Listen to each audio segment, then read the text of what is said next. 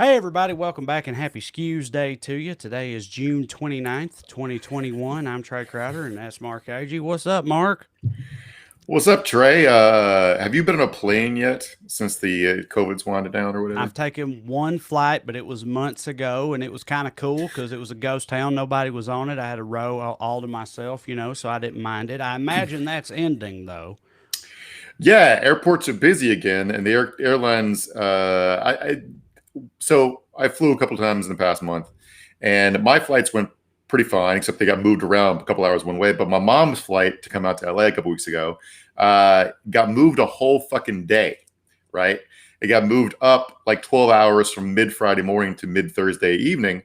And apparently that shit's happening a lot, and people are furious. Like airlines are grounding flights, and they're blaming it on us. Apparently, so what they did is they took the bailout money and pocketed it and fulfilled the letter of the law by because the deal was you keep your employees employed and you get this bailout money, right? But they fired all their contractors. They just only kept their salaried employees. Now they don't have enough contractors, and apparently you have to like have a bunch of like security clearances to work at the airport. Who knew?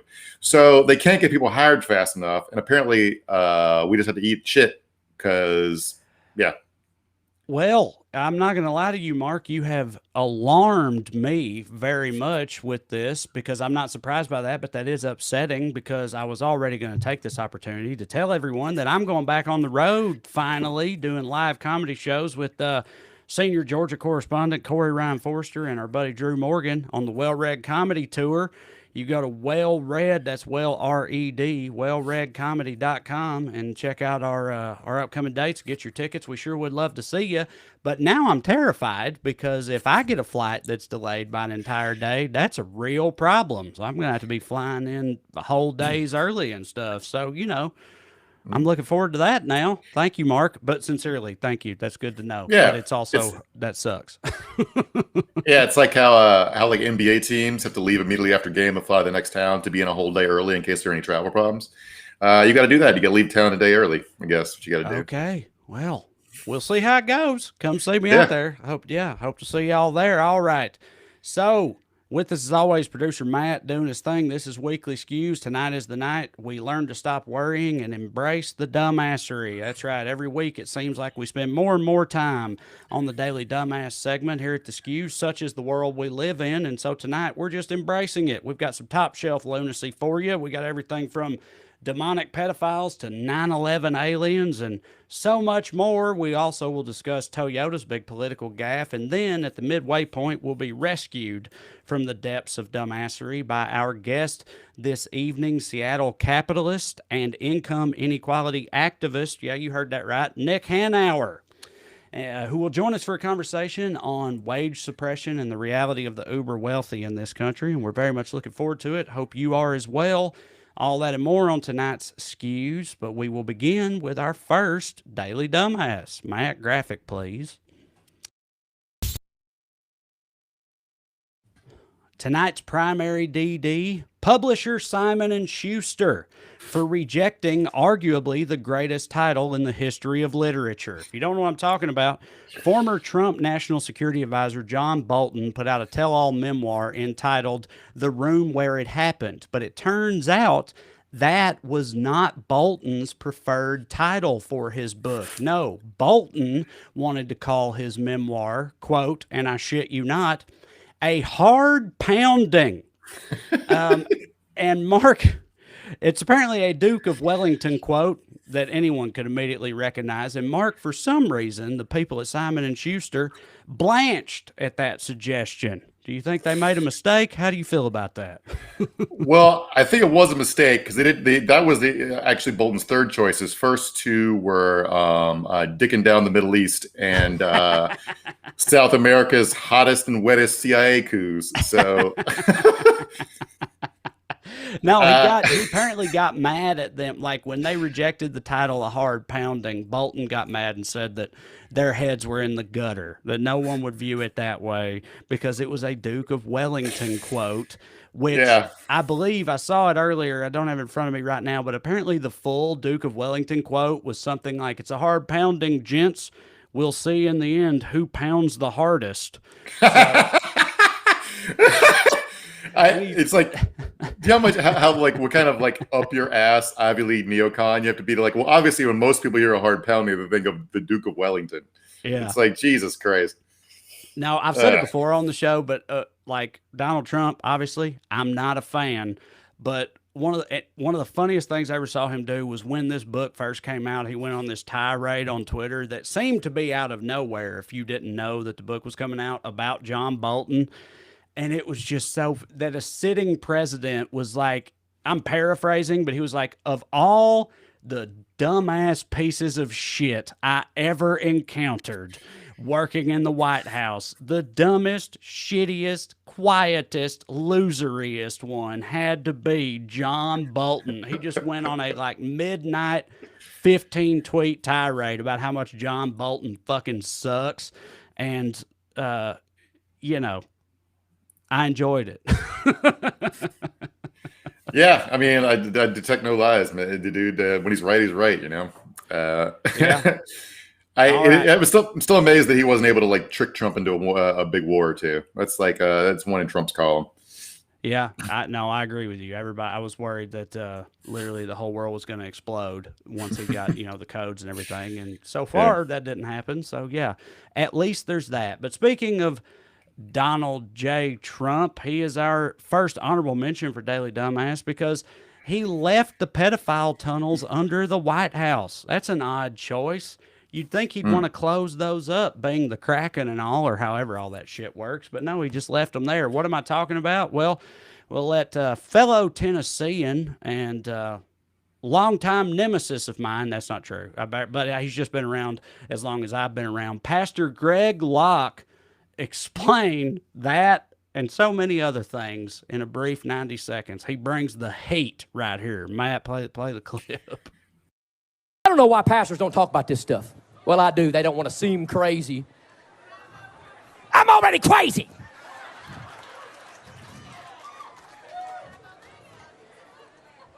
People like, do you really think it's that much of an epidemic?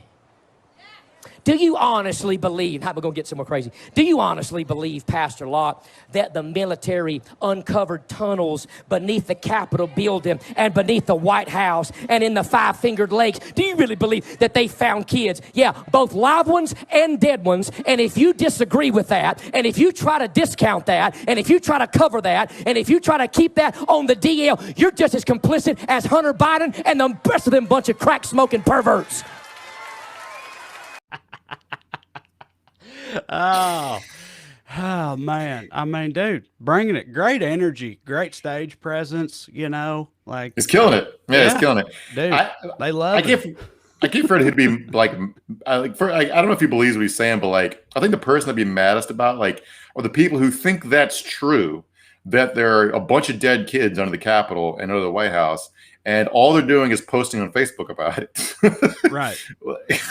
That's the most insane thing to me. It's like, I don't know what I'd do if it was true and I believed it, but it seems kind of futile to just be like, it's the worst thing in the world happening. I guess I got to go to work, and then Facebook, I don't know. Yeah, that is weird now that you mention it, because like Louis C.K. had that bit about like people bombing abortion clinics and stuff. He's like, look, they believe that babies are being murdered. I don't agree with that. But if you believe babies are being murdered, you're going to do some pretty wild shit. And that's sort of where we're at right now. Although, I mean, I guess, the wild shit they did was storming the Capitol building or whatever. But now that that's already happened, what are they doing now, Mark? What's next? Shit. You go to church and call yourself crazy about it. I don't know. It's that guy. First of all, I wish I had his charisma. You know where we could be if I had his charisma, Trey?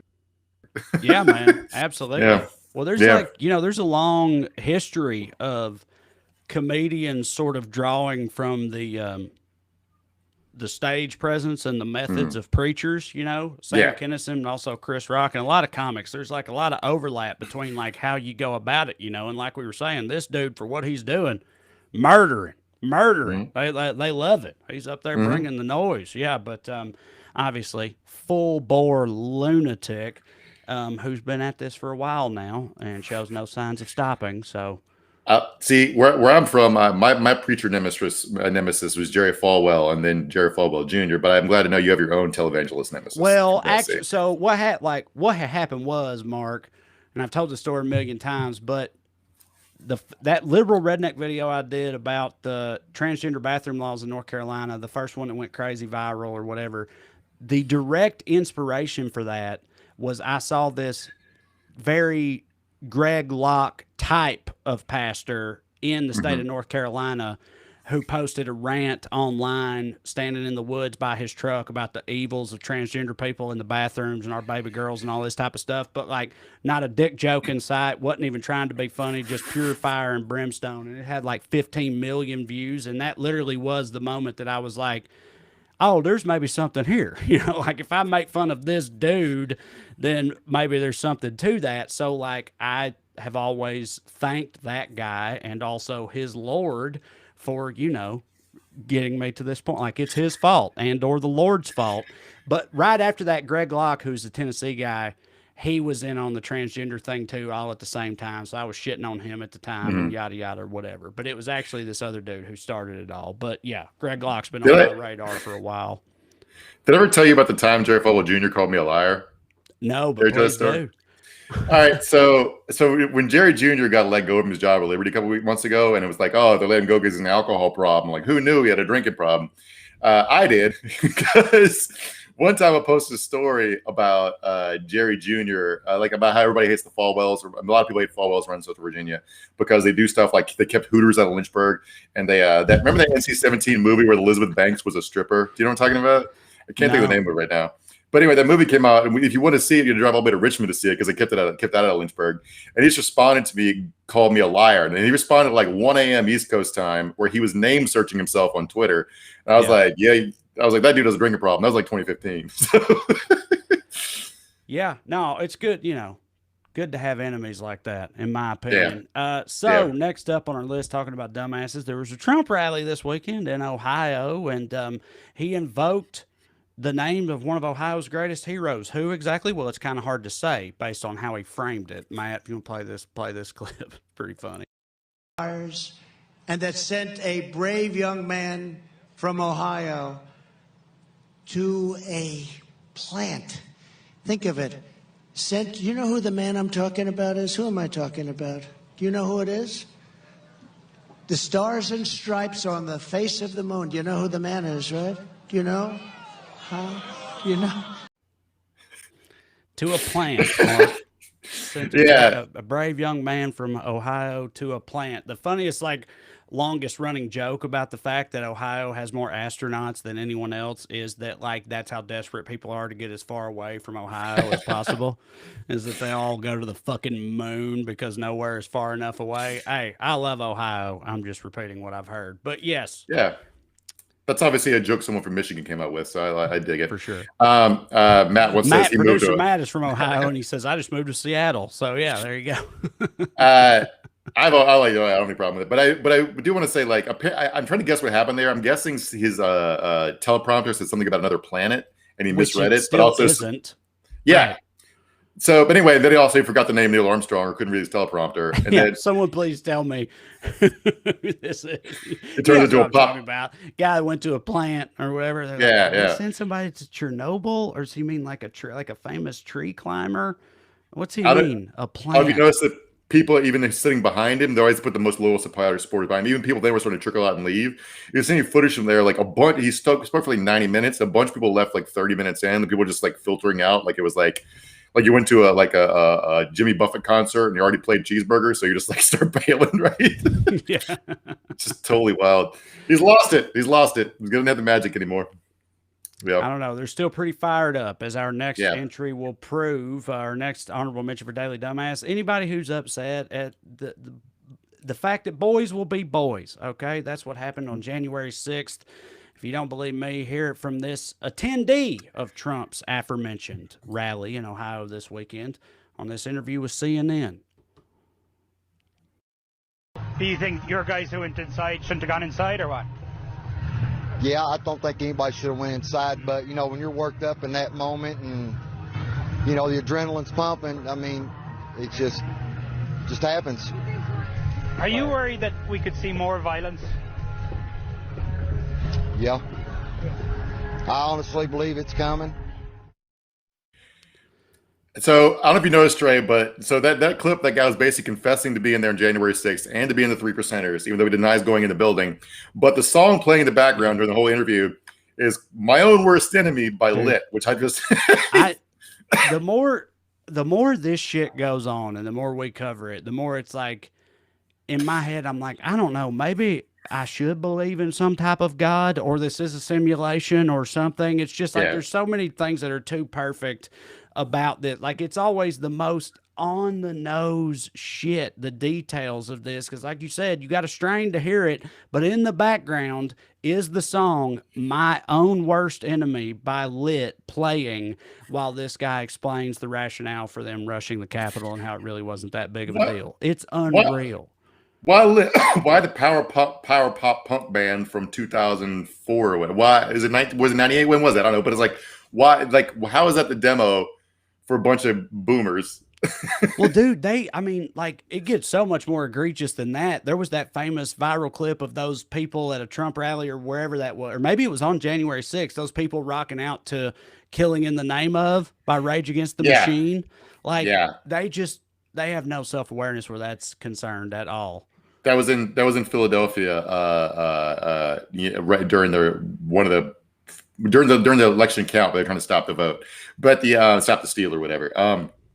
But yeah, the woman was draped in a Blue Lives Matter flag, singing about those who work forces are the same who burn crosses. It's like, you know what you're talking about. It's so weird how they can, like, clearly they know the lyrics because they can parrot them, but somehow don't in any way interpret them, because like lyrics like that, some of those who work forces are the same who burn crosses. I don't know how you misinterpret that and turn it into a Blue Lives Matter anthem. Like, if you told me it's like, oh, they just like the sound of the song because it's hard and gets you fucking fired up or whatever, that's one thing. But if they illustrate that they do know what the lyrics are, how the hell do you explain that level of cognitive dissonance, mental gymnastics? Well, I think the lyric they like from that song is "fuck you, I won't do what you tell me," which is their whole ethos, but not like the song is like workers telling it to bosses and poor people telling it to cops.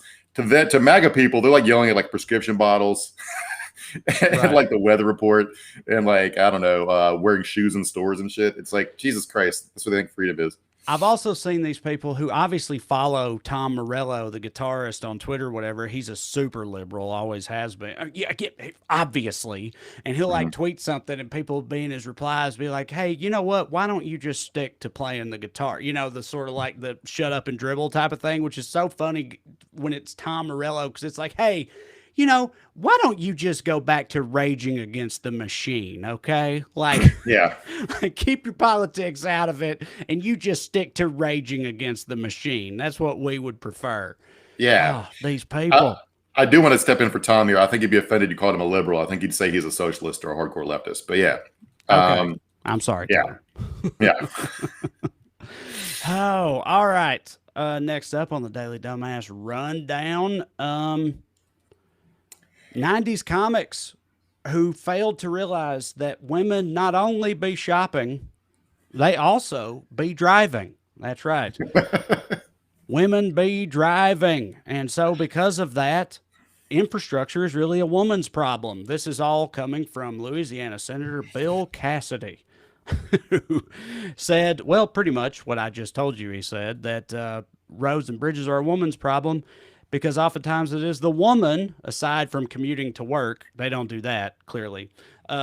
Aside from the whole work thing, it's the woman who's out driving around, taking children to schools, doing the shopping. More time she spends on that road, the less time she spends doing things of higher value.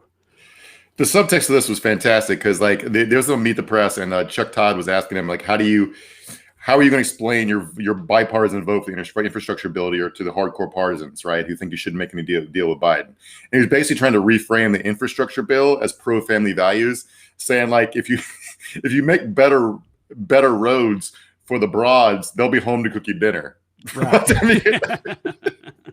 Yeah, they won't be stuck out at the stores spending all your money shopping all Yeah. goddamn day. They'll be able to make it home and Yeah. make you a casserole and prepare your recliner and make your Manhattan and give it to you as you walk in the door and rub your feet and all that good stuff. If they didn't have to spend so much time out on these goddamn sorry ass roads. This is one of those things where it's like, dude, we need better roads. You know what I mean? Like spending money on infrastructure, I'm all for it. And it's just the way they compass. So it's like, the ends justifying the means or whatever. Like if he's going to vote for infrastructure bills, fucking that's great. But it's just hilarious the road they take to get to a, common sense landing point. It is like you can't just do good public policy. It all has to be filtered through the Bible. You can't, like, we just had a bridge collapse. Like a bridge collapsed a couple of days ago, last week, and hurt a few people. Thank God nobody was hurt, like the real bad building collapse in Florida. But like so you can't just be like, it's bad to get crushed by bridges. It's got to be like, if your wife gets crushed by a bridge, she won't be able to birth you any more offspring, like God wants. Yeah. Ah, man. I don't know. There's something else. All right. Next up, we got an update on that crazy ass Arizona recount that we talked about a couple times here on the show. Mark, QAnon, that's the subject at hand. So why don't you take us through some of this? It is hilarious. All right. So the guy we talked about before, the guy from Cyber Ninja Security, who's running he basically does computer software security, and he's not very good at it. He runs a shitty little company that's never done anything before. But he got hired to run the Arizona recount, even though he doesn't know nothing about elections. And so he's been presenting himself as this is a nonpartisan effort to uncover whether there was any vote fraud to restore faith in the election process, right? That's his pitch for it. But he also, it turns out, he's the star of this documentary that just came out called The Deep Rig, where his face is blurred out through the whole thing, but his voice was not disguised. So everyone who saw the trailer automatically knew it was him, even though they make a big point in the documentary. And at the end, the big climax of the movie is they unpixelate his face and show you that he's the guy who actually knows about all the fraud. He's a source for all this. But the documentary also calls him an anon, which of course is QAnon lingo for one of the people who like deciphers Q posts. But even the better part about this is the guy that directed this documentary. His name is Roger R. Richards, so let's call him Triple R. He's had another documentary he made 3 years ago. And let's just start by showing you the trailer for it, because it is something else. Our differences worldwide would vanish if we were facing an alien threat from outside this world. And yet, I ask you, is not an alien force already among us? The Germans had a settlement on the moon, they had a settlement on Mars, and they were doing this as early as 1939. Between the age of 16 and 17 years old, I was transported to the moon, and after 20 years, I was age regressed back in time and then returned to civilian life. Extraterrestrial spacecraft have appeared over nuclear missile installations and have completely powered them down. All right. So, you get it. 9/11 aliens. In the trailer, it also says that the Nazis had a moon base and a colony on Mars in 1939. And the best, that's probably the best part, but the thing that's even crazier probably, well, it's not even, let's say it's crazier, who cares, is it's not in the trailers. Apparently the documentary argues that aliens were behind 9/11, all right? What the government is hiding from us is we are in a hot shooting war with aliens, and we are apparently holding our own. So that's pretty cool. Yeah. Now, Mark, listen, you know me, I'm into the alien stuff. I think they're here, but come on, the idea that they were behind 9/11, abject lunacy. Anyone could tell. But now that this is from this new documentary starring the man who's in charge of the Arizona recount, that it was brought to you by the man who made the Alien 9/11 documentary. Again, it's like I was saying earlier, every single thing related to these people that comes out, like every little detail, is just more absurdly ludicrous than the one before it. It's wild. Can I ask you, like, when you're triaging your priorities in life, all right, you're a person who believes, again, that we are facing imminent alien invasion, and you're worried about vote machines in an Arizona suburb. Right. Why are you wasting your time on that, man? You need to be fucking building the laser gun or some shit. I don't know. Wow. You'd be like that is practicing. a very good point. All right. So listen, before we get Nick out here in a few minutes, Mark, let's talk a little bit about tax stuff, rich people stuff. The latest ProPublica tax expose, Mark, which said what? So so we talked a little bit about since the theme tonight is class war a little bit. There was a ProPublica we talked a couple weeks ago about their expose of like breaking down some tax filings they got a hold of from America's ultra wealthy. And the latest one is about how Peter Thiel, who was on the board of Facebook and founded the surveillance company Palantir. I can't think of the name of it right now. But he took a $2,000 Roth IRA, which he shouldn't have been eligible for, but he rigged his finances to look like a middle-class person. And he turned that $2,000 Roth IRA into $5 billion in untaxable investment income. And it's perfectly legal. What he did is perfectly fine. It goes against the spirit of the law, and he maybe engaged in a little light fraud too. What he did was once PayPal, which is a company he founded, went public, he had an analyst price PayPal shares at 0.001 cents a share, so you could buy that many shares with $2,000, which is how he turned it into $5 billion. But I don't know what to say about this stuff anymore. It's fucking nuts. And if you don't know anything about Thiel, he's quite an interesting character. He's a libertarian who thinks women shouldn't be allowed to vote. And he also finances a bunch of lunatic right wing. He's also bankrolling J.D. Vance's Senate campaign. So that's a little bit of a connection to our world. Yeah. No, it seems like I don't know. They both play by different rules than the rest of us, but also that's not enough. They exploit the rules that do apply to everyone else. Do you know what I mean? And so with that said, let's bring our guest out here. Our guest this evening is Seattle-based capitalist and activist who in 2015 founded Civic Ventures and Civic Action, a group of political troublemakers devoted to ideas, policies, and actions that catalyze significant social change. By thinking, writing, and acting outside the realm of conventional political discourse, Civic Ventures drives the economic conversation and fundamentally alters the status quo in Seattle, Washington State, and the U.S. at large. He's also my good buddy from way back. That's right. It's Mr. Nick Hanauer. Nick, are you there? There he is. I think I'm here. Hey, you're here. Okay. Good to see you, man. Good to see you. It's been a while. I'm doing good. That's Mark Agee there, my venerable co-host, and we're thrilled to have you with us. Good to see you. So, Nick, the first thing I ever found out about you, so people don't know what the hell I'm talking about, you and I have done some things in the past, made some videos together, things like that.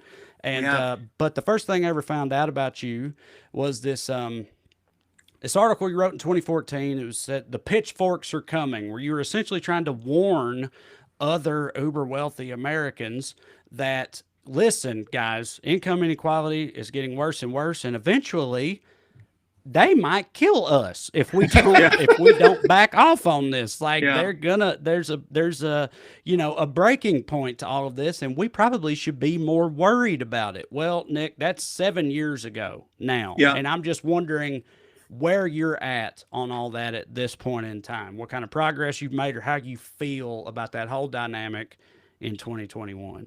Yeah, well, I mean, I feel largely vindicated. I believe the words we used in that piece were a police state or an uprising or both. And I don't think that there's a better way to think about the Trump years other than as effectively a populist uprising. Mm-hmm.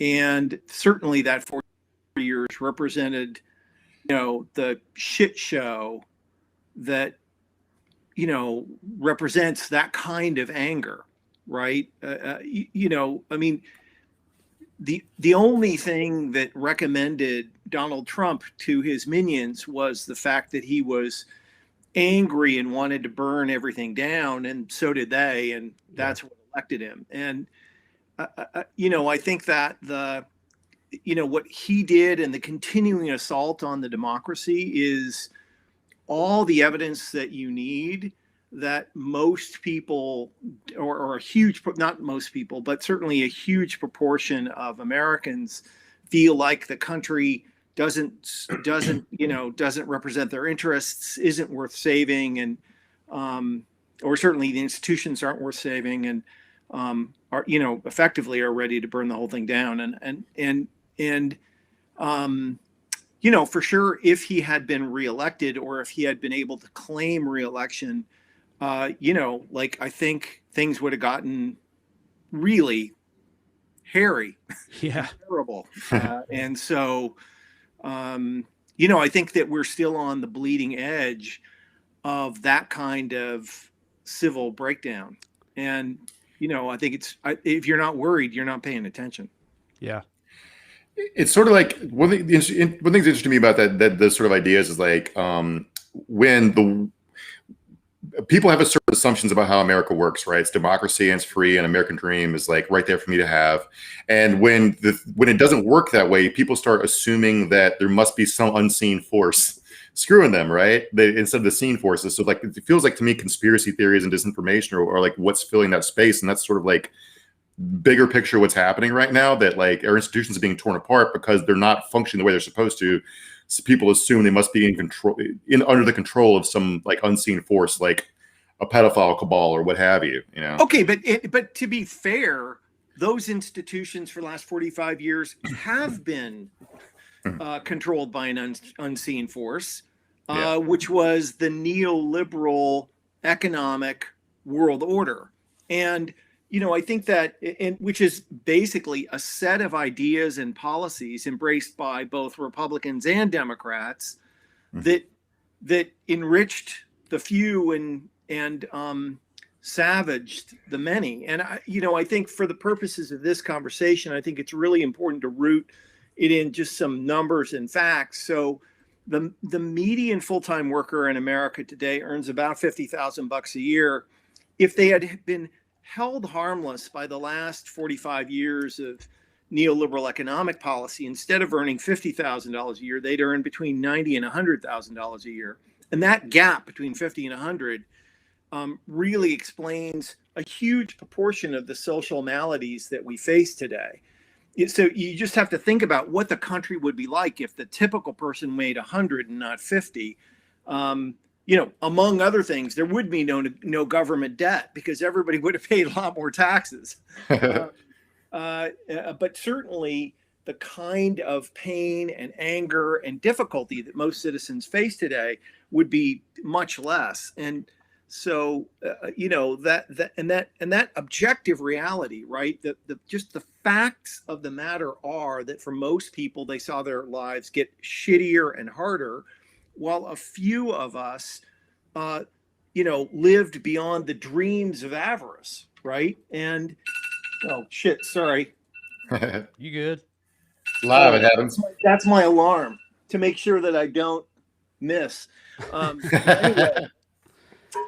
Anyway, and that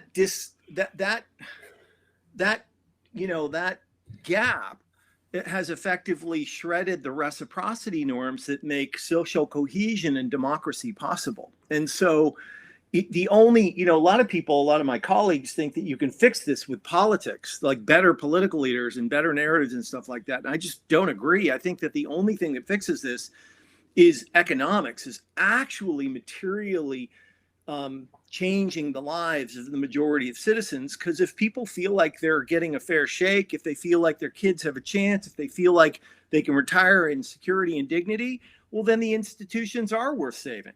But if they're not, fuck it, right? Like, right. You can understand the logic.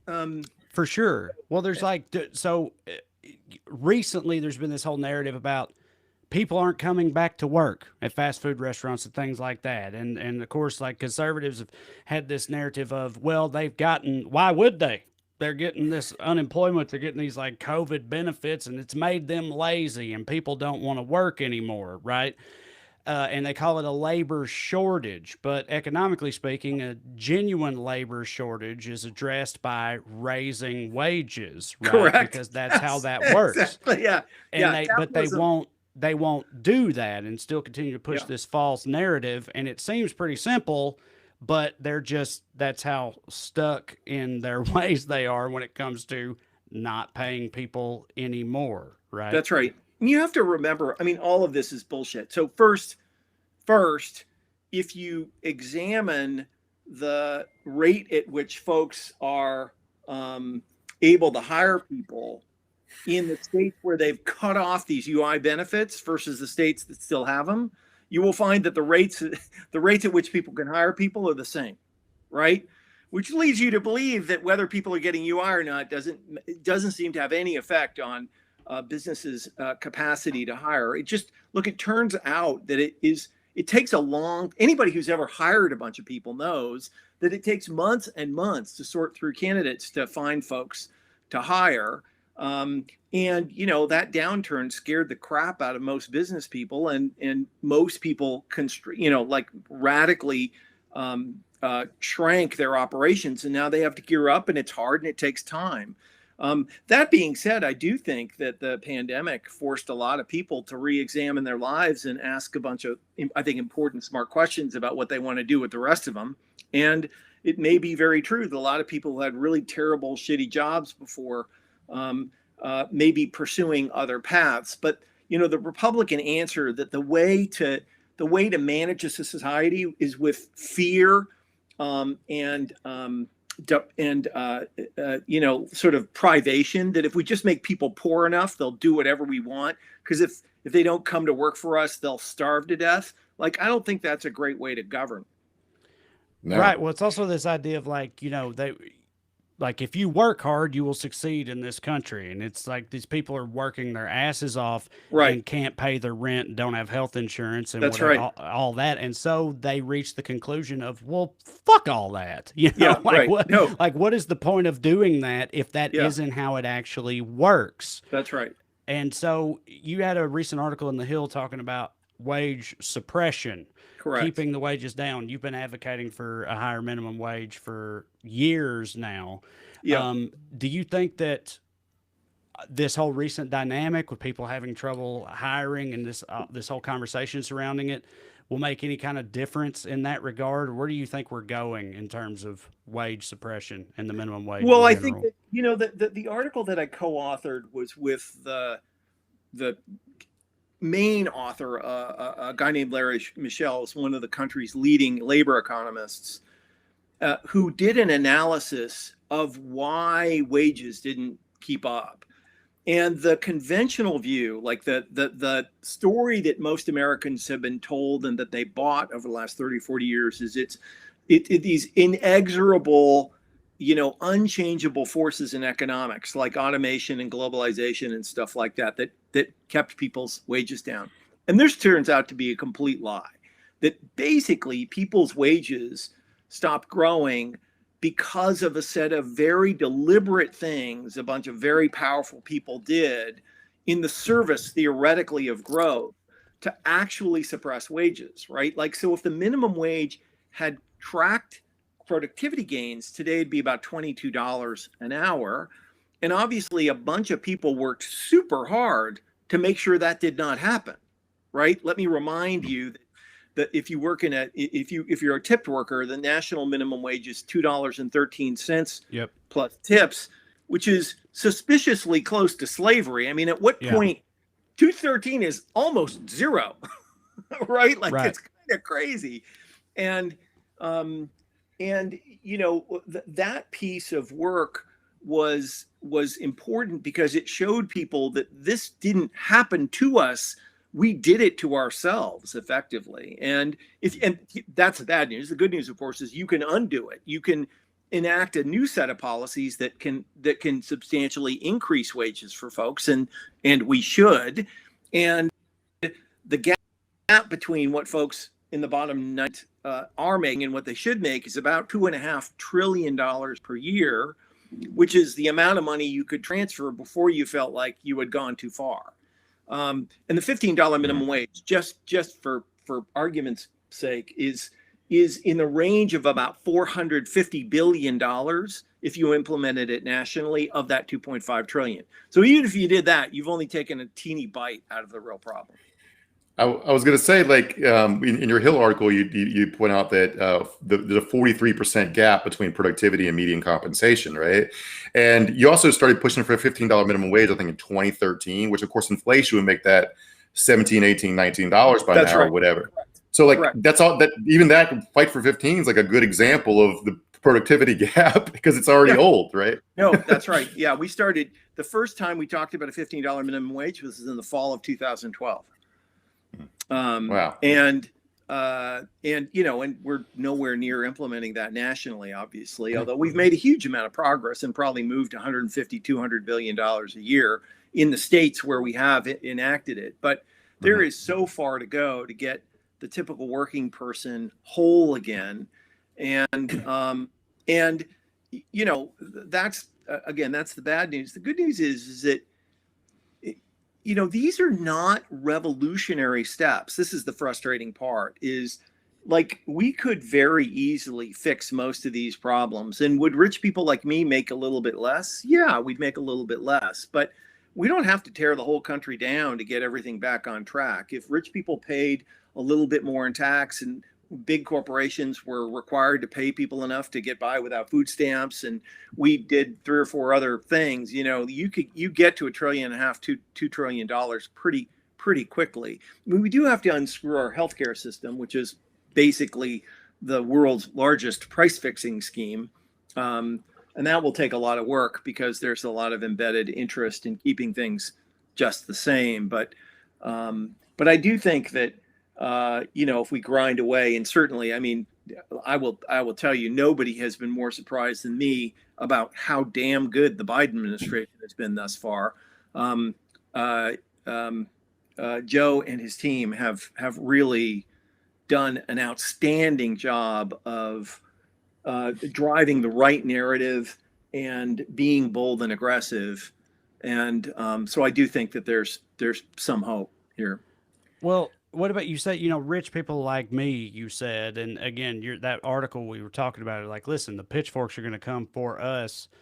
Like, has there been any shift in attitude at all in either direction amongst that cohort, amongst your peers, where all this is concerned? I mean, for sure.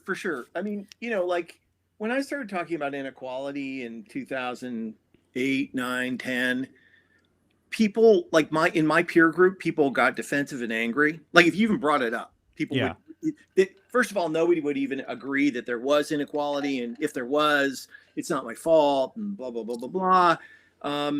And today you really have to scrape the bottom of the conservative barrel to get people to be just like, no, it's not a problem. Fuck the poor. Right. Like, like my wife and I are members of a very hoity-toity group called the Giving Pledge, which is this group of billionaires who pledge to give away at least half their wealth during their time. And it includes, I don't know, like some double-digit percentage of the richest people in the world was founded by Warren Buffett and Bill Gates and so on and so forth. And, in the years that we have been part of that, I have watched a transition from people being like, what, inequality, to like people really like talking about it a lot and feeling like we have to do stuff about it. Now, of course, the devil's in the details. I mean, and in the law, it's not in the details, it's in the laws, right? That you have to pass laws.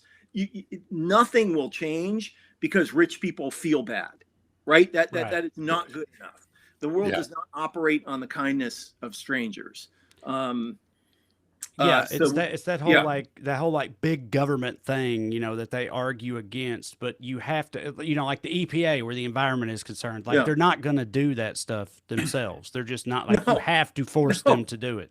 You have to regulate these people. You have to force them to pay it. And that kind of opens up the question of these, loopholes we were talking about earlier, that ProPublica article about Peter Thiel and the Roth IRA. Saw that. So like, what a douchebag. Right, for sure. So absolutely. On what do regular people like Mark and I and our listeners and most of us not truly grasp about the reality of the uber wealthy in this country where all that is concerned, how all that really works. And you wonder why people are pissed off. Right. It's like, I can't pay my rent and this guy is using a Roth IRA to salt away whatever it is, $5 billion. Yeah. What a douche. Here's the thing is that it's just a truism of human behavior that, given any system, there will be people who try to game it. Right. Right. And the reason that standards are so important is that if you don't hold folks to a high standard, the terrible people like Peter Thiel drag down everybody else.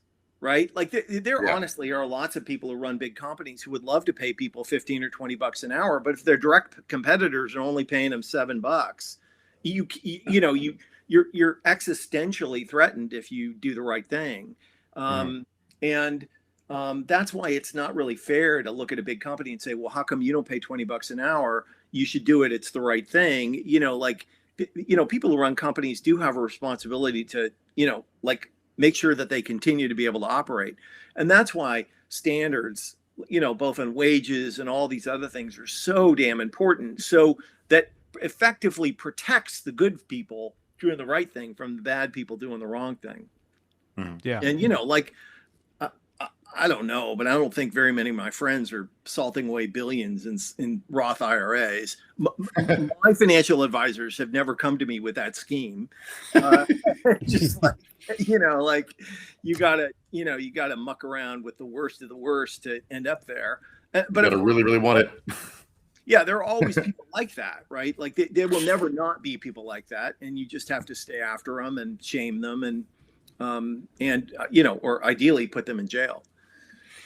The one interesting thing to me about your various projects, from the TED Talks to the Pitchfork op-ed, is like your audience is as other wealthy people, right? Which is like, there's an implicit argument in that like basically saying, you guys, we've captured control of these institutions and the government, and we need to. It's basically a hostage negotiation. Well, please release some of the government so they can govern again and we can get things back on track. Is that a fair description? Yeah. Yeah. But, so yes and no. So, so what I think it's really important to underscore for folks how deeply these terrible economic ideas got into the heads of even good people. And if Shakespeare said first kill all the lawyers, and he was right about everything except the lawyers. It was the economy, right?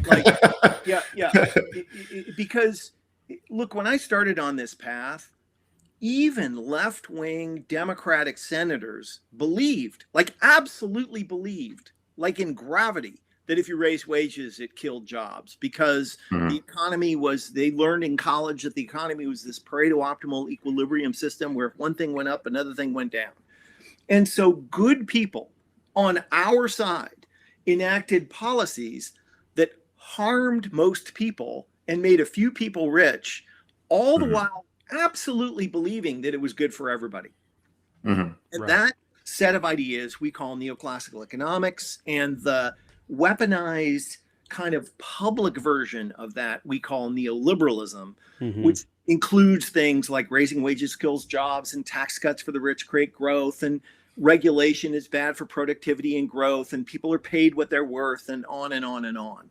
Just a bunch of ideas which are internally consistent and supported by traditional economic thinking, but are just not true.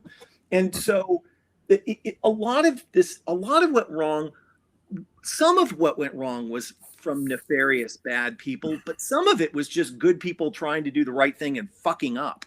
And that gives me hope, because if you kill neoliberal economic ideas and neoclassical economics, and we are doing a good job of that right now. Like we have these people on the run, and get people to recognize that, raising wages doesn't kill jobs. In fact, it creates jobs, because when workers have more money, they buy more stuff and people hire people, right? If you can begin to crack this open, you create a green field for better policy, and you can get a lot of great stuff done. And for every one of me, there's 9,999 of other people, right? Like, we do live in a democracy, and if you can get people to begin to see these facts, whether they are Republican or or Democrat, you can begin to drive policy in the right direction, right? Not all Republicans are brain damaged racists, right? Yeah. Like some of them just want to live decent middle class lives, and you can teach those people that those are lies too, and you can create a super majority of people who actually prefer economic policies that benefit the middle class and lead to actual economic growth rather than a few people basically stealing shit like what's going on in Wall Street today. So okay, kind of on that note, first of all, Dick, thank you for joining us. It's been great, as I knew it would be, but you kind of touched on there, like this mission you have, right? What do you got going on right now? How can people check it out, support it? What do you want people to know, that type of thing? Just make sure you plug what you need to plug, man. Fight the good fight. I'd love for folks to follow me on Twitter. I'm at Nick Hanauer. And, our mission, and, we collaborate with a bunch of people, is to tear down neoliberalism and replace it with a new set of economic ideas. So the next set of economic policymakers and political leaders enact policies that benefit the whole country and normal people rather than just people like me. And, I don't do that because I love to pay more tax or because I'm just such a, moral dude. I just want to live in a country where I can drive down the street and not feel like I'm going to get carjacked because people are so poor or pissed off. Yeah. And I think, all of our work at Civic Ventures supports that. Sadly, I don't need anybody's money. I don't know what to say. I groove on the support, but there's not a lot that people can do to help directly. So yeah, just anyway. follow and care and be down with the cause, right. But no, Nick, wish we had at least 1,000 more like you, brother. We really appreciate it. Thank you. And more like you too, Trey. My man. Thanks for Nick. joining us. Okay. Let's do it again. I can't wait. Okay. See you later. All right, bud. All Take right. care. Nick Hanauer, everybody. Yeah, I appreciate his optimism, towards the end there. Like, we can do this. I hope he's right. It seems like it's a manageable thing, making people realize that they're being fucked over, whatever side they sit on. So, we will see. All right, so we can get into the questions and comments. We said let's at least mention Toyota's bullshit. So, as y'all are sending us the Q's and C's there, Toyota, it was determined, donated more than anyone else to the group of senators, the group of Congress people who voted. What was it? Yeah, the top to stolen election conspiracy loons in Congress. All the people who said the election was stolen. It turns out Toyota was the highest supporter of those people, generally speaking. By a mile. On average, $55,000, like across the 30 some odd Congress people. No. So here's the funny thing about this. I think it was $55,000 total they donated. Oh, what? Really? Yes. Wait, so hold on. What? Yes. This entire number we're talking about is 55. I literally just assumed it was like on. Okay. Yeah. So divide 55 by 37, and that's how much Toyota. Wait a minute. Yeah. Okay, hold on. I'm sorry. I wasn't fixing to boycott Toyota either way, but No. What is this? What am I missing? Why are we even talking about this if that's literally the amount of money we're talking about? Well, the thing that's funny to me is that Toyota dug in and they put out a statement, which is one of the most tone deaf things I've ever seen. It's like, we don't think it's fair to judge a politician based solely on their vote to not certify the 2020 election, which is like the most important thing they do probably as a continuation of democracy. That was really funny. But two, the fact they're digging in instead of retracting $55,000 in donations spread out over 37 people is they are pretty confident they have purchased 37 Congress people for about $1,200 each. Which is extremely funny to me.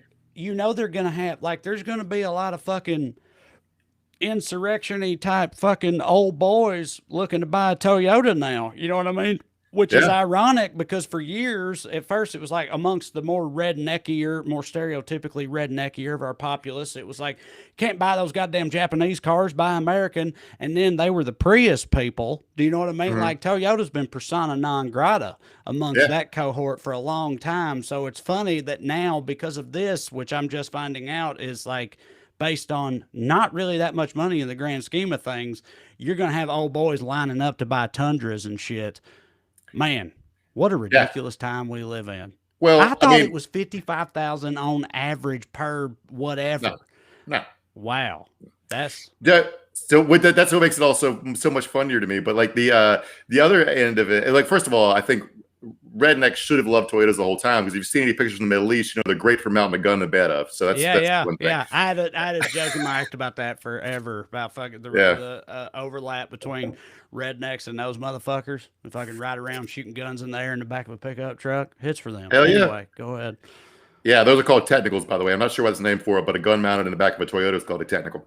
But but also like the lib flip out at Toyota is really funny, because it's like, why did you think Toyota was a good company just because they made Prius? Everybody here drives a Prius. Like you thought that like they weren't a corporation. But also like, I guess the logic of Toyota is, if there are people who need to buy a Republican congressman, it's a foreign car company known for having a lib demo who makes electric cars. So they could be the object of a ton of like regulation from like nationalist economic people. Like the other thing is, like, maybe it's just me, but as a liberal, like, it's weird to me that any of us have a standard for corporations. Do you know what I'm saying? Like, my assumption is that they're all fucking nefarious, shady, and like they're corporations. Like, I don't like. Yeah. I don't know. I'm just not. They don't have morals. Any of this type of shit that ever comes out. It's like, what do you think Toyota was doing? It's just weird to me. Corporations don't have morals. And by the way, just look up what Toyota was doing during World War II if you wonder why they were, if they would support right wing political fanatics. Anyway, I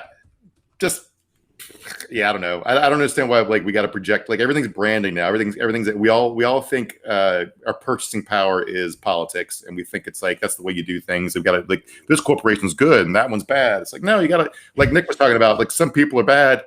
Gypsy Mama, I like this. Good point. Well, Ford went and made that communist electric F-150, so that's true. How the tables have turned. You got Ford out here making these commie electric trucks while Toyota's supporting the true patriots.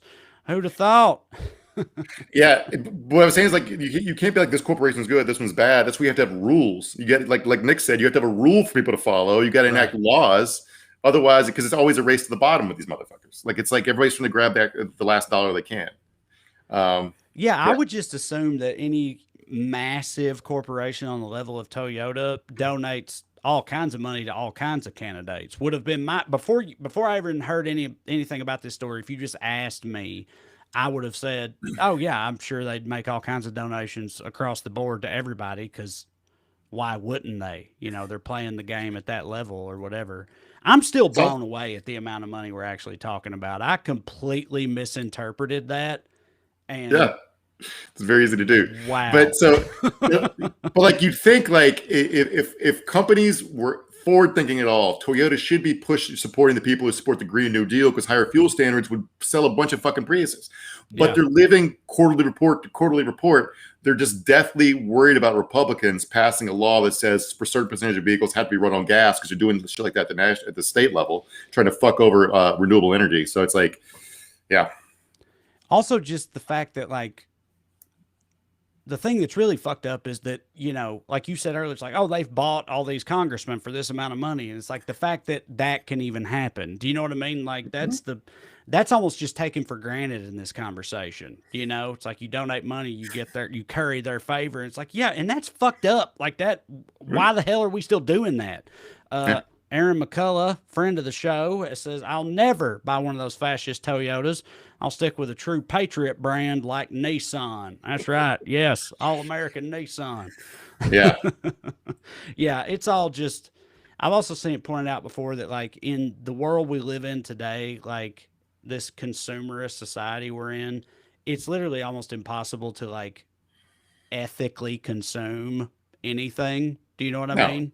At this point, which I believe to be true. And I know that's like cynical and defeatist or whatever, but I also think it's just the reality, so. No. I mean, every piece of clothing I'm wearing, I bet was made by a child. It's like, I don't know. Like, it's like, so you bought a Prius, okay, with a lithium in the battery, it probably came from a mine in Bolivia that was obtained via a coup. I don't know. It's Right. like, I don't know what to tell Or you. if you're tweeting condemning Toyota from your iPhone or whatever, Yeah. right? The classic Yeah. example. Like, you know, Yeah. it's, yeah. Well, you know, hey, there's no hope, nothing hits. That's our closing note here. There is hope. There is hope. hope. I believe so. I believe Vote for so. people that can change shit. All right. As a reminder, I'm going on tour again for the first time in over a year. Please come see me. Go to wellredcomedy.com. Well, R-E-D, comedy.com. Get your tickets, see the dates, and yeah, come see me out there on that old dusty trail. I sure would appreciate it. I'm Trey, and that's Mark. Thank you all for joining us. We'll see you next week on Weekly Skews.